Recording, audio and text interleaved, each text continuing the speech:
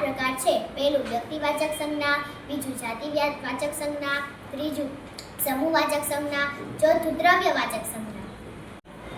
પ્રકાર 1 વ્યક્તિવાચક સંજ્ઞા. કોઈ એક પ્રાણી કે પદાર્થને પોતાની જાતિના બીજા પ્રાણી કે પદાર્થથી અલગ પાડીને ઓળખવા જે ખાસ નામ અપાય છે તેને વ્યક્તિવાચક સંજ્ઞા કહે છે.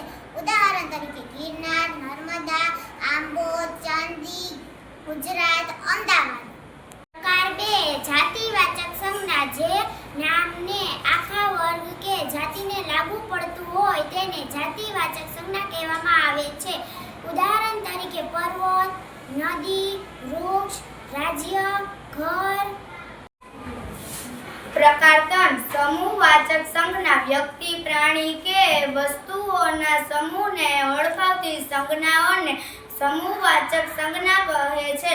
ઉદાહરણ તરીકે બજાર, વર્ગ, માળા, પોટલું, ધન.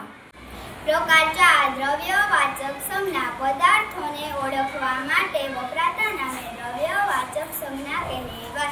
દ્રવ્યવાચક સંજ્ઞા પદાર્થોની ગણતરી કરી શકાતી નથી. દાખલા તરીકે દૂધ, છાશ, રેતી, કેરોસીન, ખાંડ, ચોખા.